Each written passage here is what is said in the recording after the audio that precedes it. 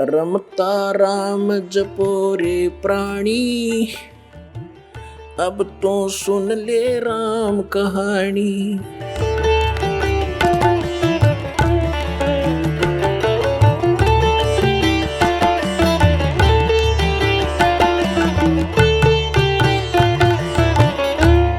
इसी करके ये काल हमारा भट्ठा बठवाता है, ये पैरेलल खड़ा कर देता काल के दूतों को। भगवान आए थे, एक कबीर पंथ चला था, उसके बाद काल ने 12 कबीर पंथ चला दिए, सबको भ्रमित कर डाला। परमात्मा कबीर जी वाली एक भी साधना उन पंथों में नहीं, नाम कबीर पंथ है।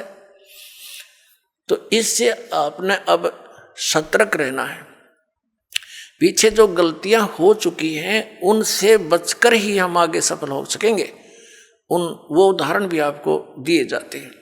अपने आत्मा हमारे सदग्रंथ हमारे साथ हैं, हमारे पास हैं। जैसे प्रसंग चल रहा था कि जो मंत्र आपको दिए जाते हैं ये यथार्थ जाप साधना है, सदग्रंथों में वर्णित है। और जो आपको दास साधना विधि और ज्ञान बताता है वो सूक्ष्म वेद से बताता है। तत्व ज्ञान रूपी 5वां वेद जो है, जो सच्चिदानंद घन ब्रह्म की वाणी में वर्णित है, उसके आधार से आपको ज्ञान देता है। तो उसके अंदर कंप्लीट ट्रीटमेंट है, यो पूरा कोर्स है। जैसे आप जी ने पवित्र हिंदू धर्म के धर्मी पुरुषों ने, भक्तों ने, बहनों ने पुराणों को खूब पढ़ा है, श्रीमद् भगवद गीता को भी पढ़ा है। श्रीमद् भगवद गीता में केवल एक मंत्र है, ओम, 8वें अध्याय के 13वें श्लोक में, वो ब्रह्म का मंत्र है। ओम इति एकाक्षरम ब्रह्म व्यवहारण माम अनुस्मरण ये प्रियाति तजन देहम स याति परमाम गतिम। उसका भावार्थ ये है कि गीता ज्ञान दाता ये ब्रह्म है, श्री कृष्ण जी में प्रवेश करके बोल रहा है। ये कह रहा है कि मुझ ब्रह्म का केवल एक ओम मंत्र है, नथिंग एल्स, ये एक अक्षर है। और इसका उच्चारण करके सिमरण करता हुआ जो शरीर त्याग कर जाता स याति परमाम गतिम, वो ओम से मिलने वाली जो परम गति उसको प्राप्त होता है। ओम से क्या होती है? ब्रह्मलोक प्राप्ति। ब्रह्मलोक में गए हुए प्राणी भी वापस आते हैं। 8वें अध्याय के 16वें श्लोक में गीता जी में ये भी स्पष्ट किया हुआ। और गीता ज्ञानदाता स्वयं भी 2 अध्याय के 12वें श्लोक में, 4 अध्याय के 5 और 9 श्लोक में और 10वें अध्याय के 2 श्लोक में कहता, अर्जुन तेरे और मेरे बहुत जन्म हो चुके, तू नहीं जानता मैं जानता। इसे सिद्ध है कि गीता ज्ञान दाता भी अविनाशी नहीं है, ये नाशवान है। तो इसके भगत भी नाशवान, जन्म मृत्यु समाप्त नहीं होगी। फिर गीता जी अध्याय नंबर 17 के श्लोक नंबर 23 में साधना का ज्ञान है। 3 मंत्र बताए हैं, ओम तत्सत इति निर्देश ब्रह्मण त्रिविधि समर्थ है, यानी सच्चिदानंद घन ब्रह्म, उस परम अक्षर ब्रह्म की प्राप्ति के लिए ये 3 मंत्र की मजदूरी है, साधना है। अपने आत्मा और कोई मंत्र इसमें जाप नहीं। 3 अध्याय के 10 से लेकर 15 तक श्लोकों में गीता जी में यज्ञों की जानकारी दी है, विधि नहीं बताई है, यज्ञों का लाभ बताया है। तो ये सब सारा कुछ कंप्लीट जो कोर्स आपको दिया गया है, ये कहाँ लिखा है? ये सूक्ष्म वेद में लिखा है। पुराणों के अंदर आप जी पढ़ते हो, कहीं पर हरियम नाम है, कहीं पर कलम नाम लिखा है, कहीं पर श्रम लिखा है।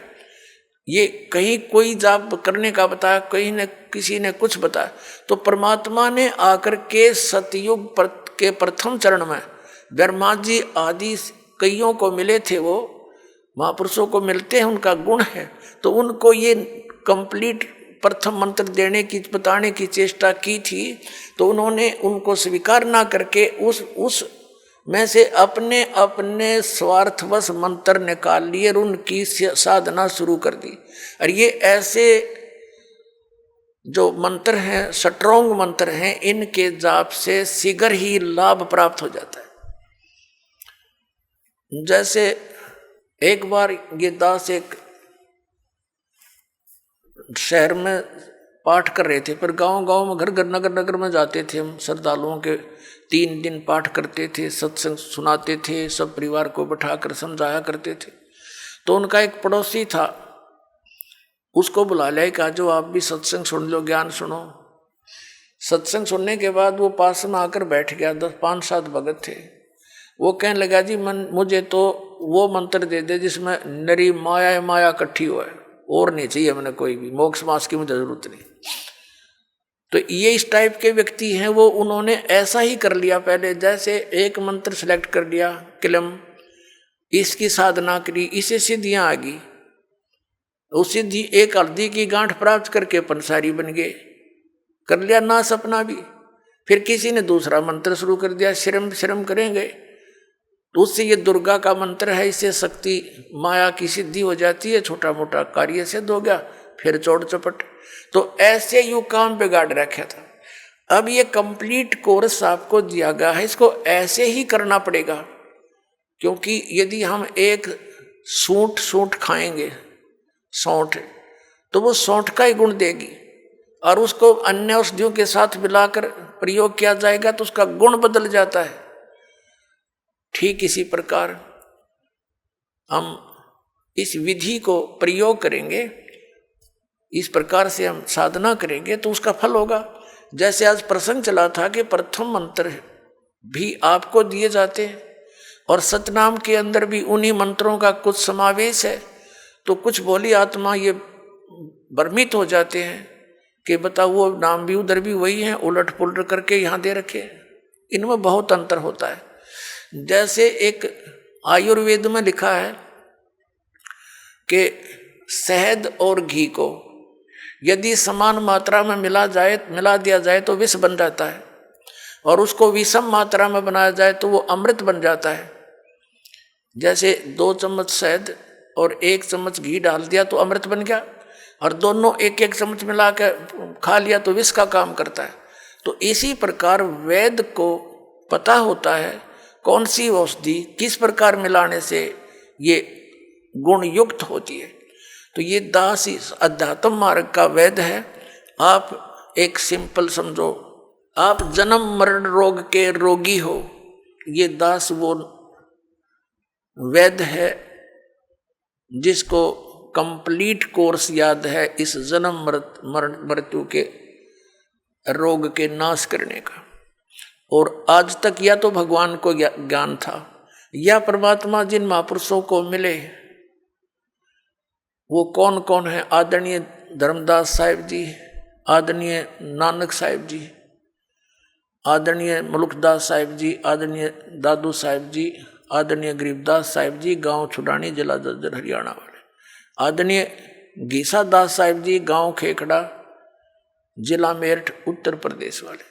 इन महापुरुषों की तो दास को जानकारी है कि इनको मालिक आकर मिले हैं, इनसे संपर्क साधा है, और इनको वही ज्ञान दिया जो दास को दे रखा है। लेकिन इनको थोड़ा सा एक प्रार्थना की थी भगवान ने कि तुम इन मंत्रों का जाप कीजिए, लेकिन आगे जो सतनाम और सारनाम है ये अभी सार्वजनिक नहीं करना। लेकिन वो महात्मा प्रथम मंत्र का जाप देते थे, लेकिन बीच बीच के 5 नाम ही देते थे, जो आपको 7 मंत्र अब बना कर दिए जाते हैं। इसलिए गुरु ग्रंथ साहिब में उन 5 मंत्रों का और 5 धुनात्मक शब्दों का जो जिक्र है वो इन्हीं कमलों के अंदर, सभी भगवानों के इनमें कमलों में ये धुन हो रही है। जैसे आप देखोगे राष्ट्रपति भवन में भी एक धुन चलती रहती है, और गवर्नर भवन में भी एक धुन चलती रहती है, कंटिन्यू चलती रहती है। अब तो ऑटोमेटिकली इंस्ट्रूमेंट बन के, पहले विशेष ड्यूटी लगाई जाती थी नौकरों की, वो उनके वहाँ एक विशेष प्रकार की राष्ट्रीय धुन का हमेशा चालू रखते थे। तो इस प्रकार इन सभी भगवानों के इन कमलों स्थानों पर जहाँ जहाँ ये इनके लोक है वहाँ ये धुनें हो रही है, उनका फिर हम सुन रहा है इस टेलीविजन में, हमारे शरीर में।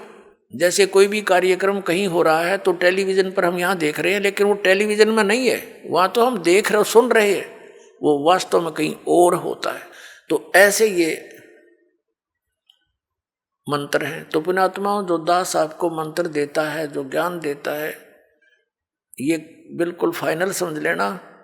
और उपदेश प्राप्त होने के बाद केवल आप दास जो आदेश आपको दे उसका पालन करना है, उसमें अग्रम मग्रम नहीं करनी, नहीं तो फिर आप भक्तिहीन हो जाओगे। आप सुन रहे थे जगत गुरु तत्वदर्शी संत रामपाल जी महाराज जी के मंगल प्रवचन। अधिक जानकारी के लिए विजिट कीजिए हमारी वेबसाइट www.jagatgururampalji.org। संत रामपाल जी महाराज जी के शुभ आशीर्वाद से पूरे विश्व भर में 500 से भी ज्यादा नाम दीक्षा केंद्र हैं, जिन पर संत रामपाल जी महाराज जी द्वारा ऑनलाइन निशुल्क नाम दीक्षा दी जा रही है। अपने नजदीकी नाम दीक्षा केंद्र का पता करने के लिए संपर्क करें 8222880541।